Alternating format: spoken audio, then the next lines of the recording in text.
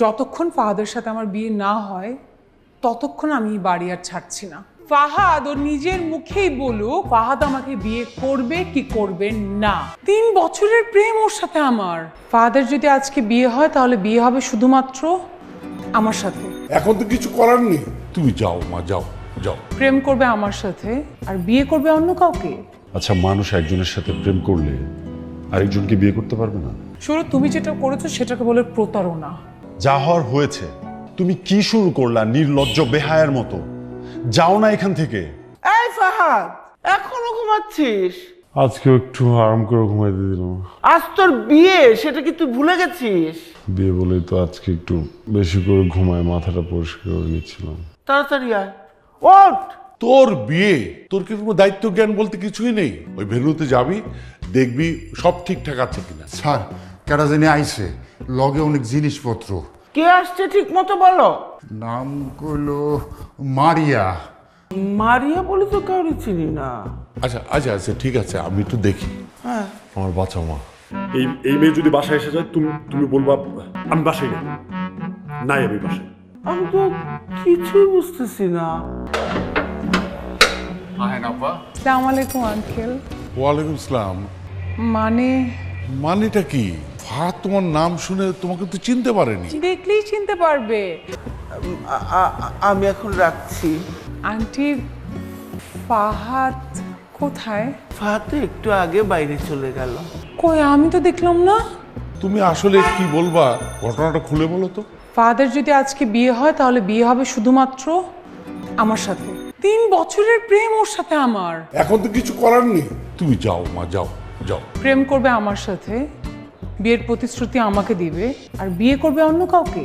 আমি আমার সাথে এত বড় প্রতারণা কখনোই হতে দিব না। আমার এক বন্ধুর মেয়ের সাথে অনেক আগেই বিয়ে ঠিক হয়েছে। এখন তুমি বাসায় যাও মা, ফাহাদের থেকে অনেক ভালো ছেলে পাবে তুমি। আন্টি, আমার ফাহাদকেই লাগবে। ফাহাদ ওর নিজের মুখেই বলুক ফাহাদ আমাকে বিয়ে করবে কি করবে না। সবকিছু বুকিং হয়েছে, আত্মীয় স্বজনকে দাওয়াত দেওয়া হয়েছে। এই মুহূর্তে তুমি যতক্ষণ ফাহাদের সাথে আমার বিয়ে না হয় ততক্ষণ আমি এই বাড়ি আর ছাড়ছি না।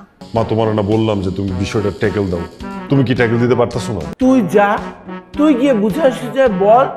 তোমার কি অবস্থা বলো তো? তুমি ভালো থেকেই বিয়েটা করছো? মানে তুমি কি সেন্সে থেকেই বিয়েটা করছো? বসো না। আমি এখানে বসতে আসিনি। আচ্ছা, মানুষ একজনের সাথে প্রেম করলে আরেকজনকে বিয়ে করতে পারবে না? অবশ্যই পারবে, কিন্তু সেটা প্রেম করার আগে বলে নিতে হয়। শুরু তুমি যেটা করেছো সেটাকে বলে প্রতারণা।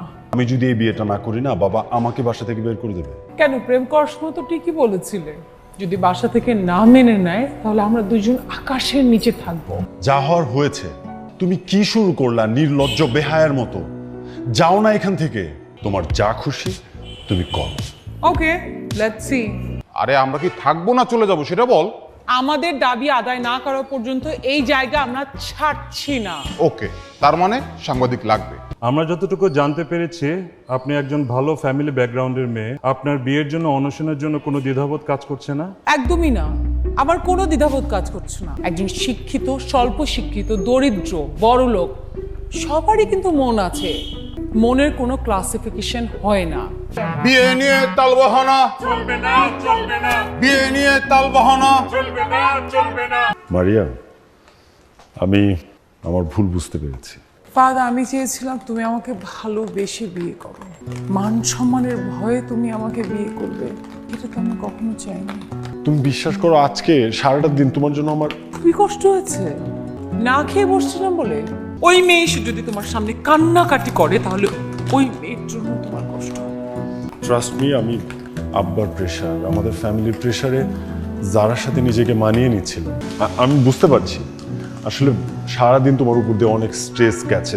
ফাহাদ, আজকেই এই মুহূর্তে আমাদের সবকিছু শেষ। তাহলে এসব নাটক করার কি দরকার ছিল?